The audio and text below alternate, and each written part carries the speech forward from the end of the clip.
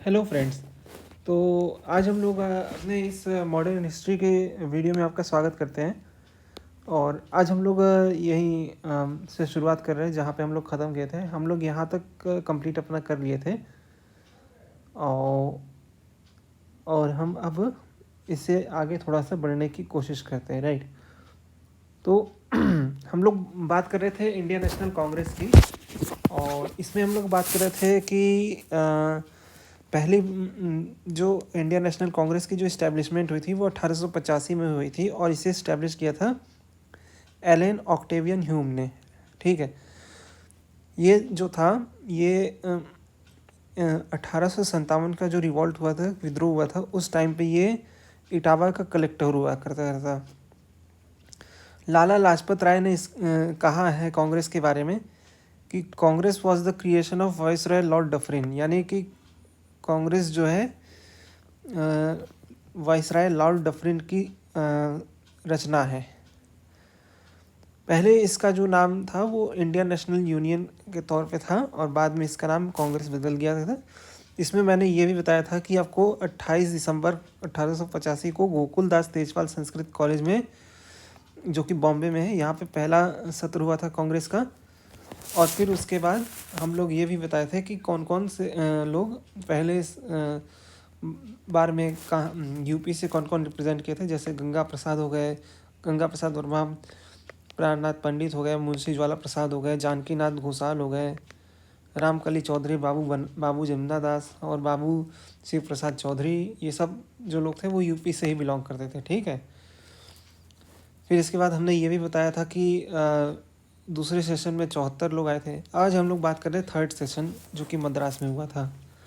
तो जो third session Madras में हुआ था उसको बदरुद्दीन तैयब अली ने इसका चेयरपर्सन थे। ठीक है, इसमें राजा रामपाल सिंह, मौलवी हामिद अली, रामकली चौधरी और पंडित मदन मोहन वालिये, ये कुछ ऐसे प्रतिष्ठित लोग थे जो कि यूपी से आते थे। और ये इस नई कमेटी में शामिल मेंबर्स थे। A law committee was also constituted in this session to draft constitution and working of the party. यहीं पे पार्टी का संविधान और एक तरीके से वो किस तरीके से कार्य करेगी पार्टी, उस पर भी बात की गई थी। जैसे गंगा प्रसाद वर्मा, विश्व नारायण और मौलाना हामिद अली जो थे वो सब लखनऊ से थे, और वो इस कमेटी के हिस्से थे। जो चौथा सेशन हुआ था कांग्रेस का, इसे हेल्ड किया था प्रयागराज में, और ये इस समय इसका जो प्रेसिडेंट था जॉर्ज यूल था। और ये यूपी का पहला कांग्रेस सेशन हुआ था। ये एक्चुअली में कांग्रेस का चौथा सेशन और यूपी में कांग्रेस का पहला सेशन था। कब हुआ था चौथा सेशन? मतलब 1885 5/4/89 में। ठीक है, फिर Auckland kelvin was the governor of the province at that time, और उस समय जो यूपी का जो गवर्नर हुआ करता था उसका नाम था ऑकलैंड केल्विन। ठीक है, तो he tried very hard to make the session unsuccessful. उसने बहुत कोशिश की कि इस सत्र को नाकाम किया जाए, लेकिन वो खुद नाकाम हो गया। और इसमें बहुत सारी चीज़ें हमें देखने को मिलती हैं, लेकिन कुल मिला के ये था कि अब जो 1885 से जो एक नई अखिल भारतीय संस्था डेवलप हो रही थी, वो कुल मिला के अब धीरे धीरे अब अपना असली रूप ले रही थी, और वो एक नेशनल मूवमेंट का शक्ल ले रही थी। ठीक है, तो यही चीज़ें इसमें बताई गई हैं। फिर इसके अलावा जैसे इसमें बताया गया कि ये जो सेशन हुआ था यहाँ पे कुल मिला के 1248 लोग रिप्रेजेंट किए थे। ठीक है, ये जो सेशन हुआ था यूपी में, इसमें कुल मिला के 1248 लोग रिप्रेजेंट किए थे, और इसमें जो है 11 नवाब थे, एक शहजादा था, 2 मुग़ल शहजादे थे, और 3 और राजकुमार थे, और कुल मिला के 388 ज़मींदार, 448 लॉयर और 77 पत्रकार, ये सब लोग भी इस सेशन में शामिल थे। तो कुल मिला के एक इंक्लूसिव सेशन इसे कहा जा सकता है, ठीक है, उस टाइम के हिसाब से अगर हम बात करें। ये बॉक्स हमें बता रहा है कि जो सेशन हुआ था कांग्रेस का यूपी में, मतलब वो कब कब हुआ था, ठीक है। तो सबसे पहला जो सेशन हुआ था 1888 में इलाहाबाद में हुआ था, ठीक है। और इसका प्रेसिडेंट जो था वो जॉर्ज यूल था। दूसरा 1892 में हुआ था और ये भी इलाहाबाद में ही हुआ था, और इसके जो प्रेसिडेंट थे WC बनर्जी थे। तीसरा जो सेशन हुआ था 1899 में हुआ था, और इसके RC दत्ता थे इसके प्रेसिडेंट, ठीक है। चौथा 1905 में बनारस में हुआ था, और यहाँ पे गोपाल कृष्ण गोखले जी कांग्रेस के प्रेसिडेंट थे। 1910 में फिर से इलाहाबाद में आपका कांग्रेस सेशन देखने को मिलता है, और यहाँ पे सर विलियम विडरबर्न नाम का एक शख्स था, वो कांग्रेस का प्रेसिडेंट बनता है। उसके बाद 1916 में लखनऊ सेशन होता है कांग्रेस का। ये बहुत ही अहम सेशन माना जाता है कांग्रेस का। इसे लखनऊ पैक्ट के नाम से भी जाना जाता है। यहीं पे क्या होता है कि यहाँ पे दो चीज़ें होती हैं। एक तो पहला आपका एक्सट्रीमिस्ट एंड जो मॉडरेट्स हैं वो एक हो जाते हैं, और दूसरा है कांग्रेस प्लस मुस्लिम लीग, ये भी आ जाते हैं एक साथ।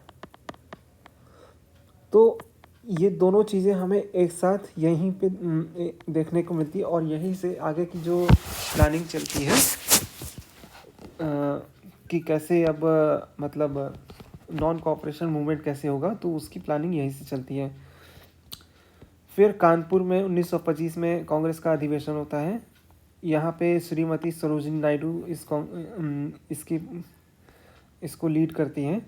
फिर 1935 में फिर से लखनऊ में अधिवेशन होता है, और यहाँ पे पंडित जवाहरलाल नेहरू जो हैं यहाँ पे इसको लीड करते हैं 1900। और फिर आखिर जो होता है वो 1946 में मेरठ में होता है, और इसे आचार्य JV कृपलानी इसका प्रेसिडेंट करते हैं। तो जो महत्वपूर्ण जो चीज़ें हैं वो ये हैं कि पहला, दूसरा और ये वाला जो हुआ था, ये वाला हमारे लिए बहुत ज़्यादा महत्वपूर्ण हो जाता है, क्योंकि अगर इतिहास में अगर बात करें तो इन तीनों की बहुत ज़्यादा अहमियत है, ठीक है। जैसे हर कांग्रेस का सेशन इम्पोर्टेंस नहीं होता, वैसे ही हर यूपी में कांग्रेस का सेशन इतना इम्पोर्टेंट नहीं जितना इन तीनों का है। तो आई होप आप समझ पाए होंगे कि मैं ये क्या बोलना चाह रहा हूँ, ठीक है। फिर इसके बाद अगर मैं बात करूँ तो अगर मैं बात करूँ कांग्रेस की, तो कांग्रेस के हमें दो फेजेस देखने को मिलते हैं, राइट। कांग्रेस का पहला फेज हमें देखने को मिलता है फ्रॉम 1885 टू 1905, ठीक है। तो कांग्रेस का जो ये फेज़ रहता है इसे हम मॉडरेट फेज़ कहते हैं, राइट। इसे हम मॉडरेट फेज़ कह सकते हैं। और दूसरा आता है 1905 से लेकर 1915 तक, जब तक गांधी जी नहीं आते, ठीक है। तो ये चीज़ हम यहाँ पे हमें एक्सट्रीमिज़म का फेज़ देखने को मिलता है, एक्सट्रीमिस्ट फेज़। अब मैं थोड़ा सा इनके बारे में डिटेल में एक्सप्लेन कर दे रहा हूँ। क्या होता है कि जो आपका 1885 से 1905 का जो फेज़ चलता है आपका, यहाँ पे आपके मॉडरेट्स के फेज़ में जितनी भी लीडरशिप होती है वो सब मिडिल क्लास, या मैं कहूँ मोर प्रिसाइजली टू बी, तो यहाँ पे मोर प्रिसाइजली अगर मैं बात करूँ तो अपर मिडिल क्लास की, अपर मिडिल क्लास, ठीक है। और जो अ, आपके एडवोकेट्स होते हैं या अमीर लोग होते हैं, रिच क्लास,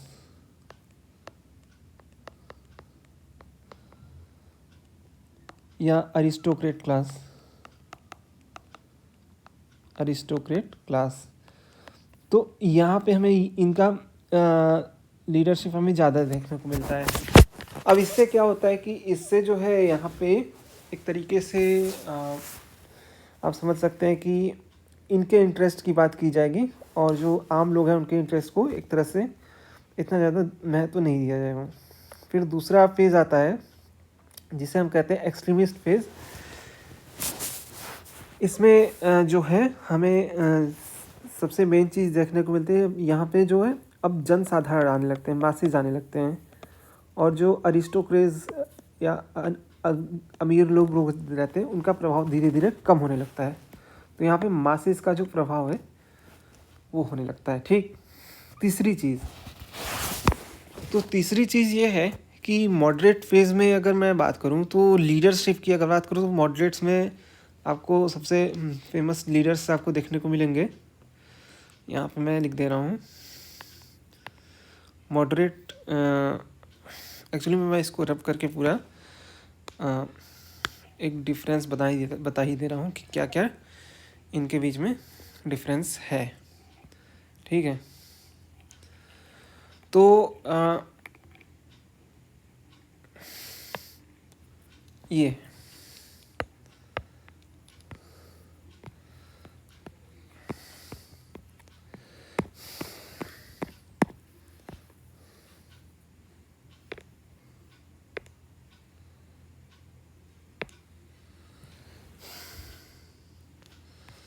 तो मैं आता हूँ यहीं पे शो कर दे रहा हूँ मैं आपको।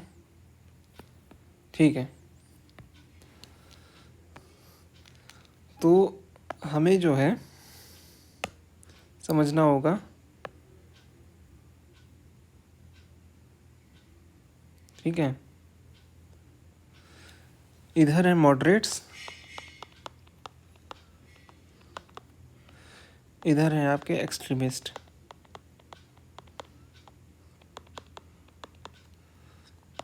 ठीक है,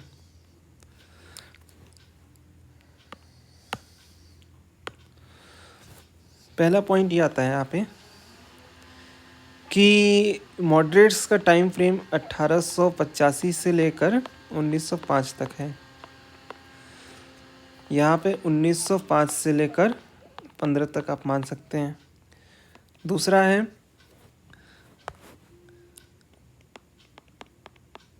rich aristocratic class.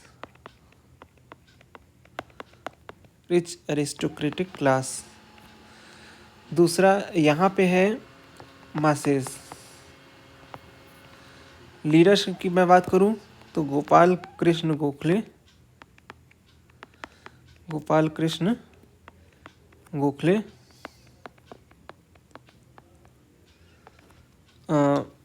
RC. Dutt,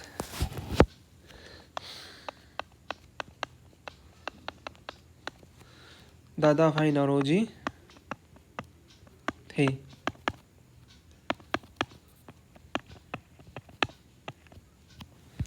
यहाँ पे आपको देखने को मिलेंगे लाला लाजपत राय। इसके अलावा बीजी तिलक, विपिन चंद्र पाल, अरविंदो घोष, और भी बहुत सारे लोग मिलेंगे, लेकिन ये कुछ प्रोमिनेंट लीडर हमें देखने को यहाँ पे मिलते हैं। राइट, इनके काम करने का जो तरीका रहता है वो है प्रेयर पेटिशन।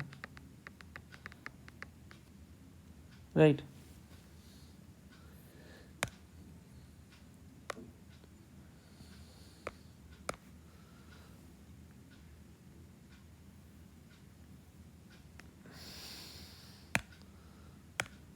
और इनके काम करने का जो तरीका है वो है आपका अपोजिशन।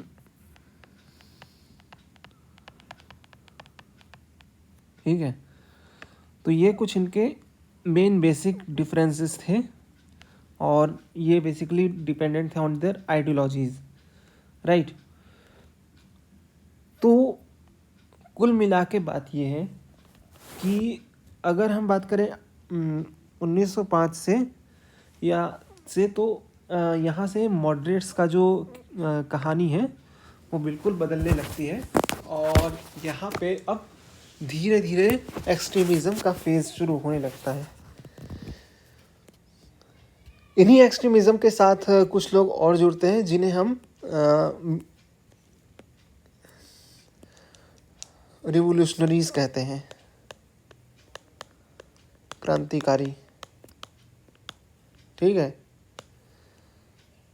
ये रिवोल्यूशनरी जो हैं वो आपके वायलेंस के थ्रू एक ब्रिटिश गवर्नमेंट के अंदर फियर फैक्टर जनरेट करते हैं, फियर फैक्टर जनरेट करते हैं, जिससे क्या होता है कि अब जो है अंग्रेज अपनी मनमानी नहीं कर सकते, राइट। उन्हें अब आम जनों की बात सुननी पड़ेगी और अगर वो नहीं सुनते हैं तो उनके लिए फिर ये काम ज़रूर करेगा। इसी में हम कई सारे कांड देखने को मिलते हैं। जैसे अगर मैं बात करूं तो आपका किंग्सफोर्ड के ऊपर बम फेंका जाता है। किंग्सफोर्ड जो रहता है इसके ऊपर बम फेंका जाता है। इसके अलावा कई सारी जगहों पे इस तरह की हमें वायलेंस देखने को मिलता है बिकॉज ऑफ अनरेस्ट, या जिसे हम कह सकते हैं लोगों की नाराज़गी। तो ये सारी चीज़ें हमें यहाँ से देखने को मिलती हैं। अब जैसा कि मैंने आपको बताया था कि यहाँ तक का जो फेज़ है वो आपका मॉडरेट्स का फेज़ चला आता है कांग्रेस में, ठीक है। इसके बाद के जो फेज़ हैं वो आपके हमें देखने को मिलते हैं एक्सट्रीमिज़म के, और पार्टिकुलरली यहाँ से जो चीज़ें हैं बिल्कुल बदलने लगती हैं, क्योंकि यहाँ से अब गांधी जी का आगमन होता है, ठीक है। तो ये सारी चीज़ें हैं जो कि हैं, और ये सारी चीज़ें अब फिर इसके बाद एक और चीज़ है कि जो सर सैयद अहमद ख़ान रहते हैं, इसको मैंने हालांकि पहले भी बताया था, ये भारतीय मुसलमानों से ये अपील करते हैं कि वो खुद को कांग्रेस से दूर रखें, ठीक है। क्योंकि मैंने आपको पहले ही बताया था कि ये जो थे सर सैयद अहमद ख़ान, ये अंग्रेज़ों के पिट्ठू थे, और जो अंग्रेज़ कहती थी, अंग्रेज़ सरकार कहती थी, वो वैसा ही कहते थे और वैसा ही कुछ इनका आइडियोलॉजी रहता था। क्योंकि इनका मानना था कि अंग्रेज़ों की मदद से जो भारतीय मुसलमान हैं उनकी स्थिति सुधार हो सकती है। और मेन बात प्रॉब्लम इनके साथ यही थी कि ये जो है जाने अनजाने ही सही, लेकिन जाने अनजाने तो नहीं कह सकते, लेकिन ये एक तरीके से मोहरा बन गए थे ब्रिटिश सरकार की जो पॉलिसी थी डिवाइड एंड रूल की, ठीक है। तो मेन मसला ये है कि इनकी इस नादानी की वजह से भारत में काफ़ी बड़ा नुकसान हो गया। एक बड़ी दरार इंडियन कम्युनिटीज़ में फैल गई, और ये इसी फॉल्ट लाइन का नतीजा था पार्टीशन ऑफ इंडिया। पहले तो पार्टीशन ऑफ बंगाल हुआ था और फिर उसके बाद इंडिया का भी कर दिए। तो ये इन्हीं के आइडियोलॉजी पे बेस था, ठीक है। तो खैर वो तो बात की चीज़ है। फिर उसके बाद मैंने जैसा पहले ही बताया था कि इन्होंने मोहम्मडन एजुकेशनल कांग्रेस नाम की स्थापना की थी और यूनाइटेड पैट्रियोटिक एसोसिएशन की भी स्थापना की थी फॉर अपोजिंग कांग्रेस। तो ये सब इन सारी संस्थाओं को स्थापना किए थे। अब अगले वीडियो में हम स्वदेशी मूवमेंट से स्टार्ट करेंगे और यहाँ से हम उत्तर प्रदेश कांग्रेस कमेटी के बारे में और गांधी युग के बारे में थोड़ा सा आगे के बारे में हम डिस्कस करेंगे। ठीक है, तो मिलते हैं आपसे नेक्स्ट वीडियो में। अपना ध्यान रखिए। Good night, have a sweet dream.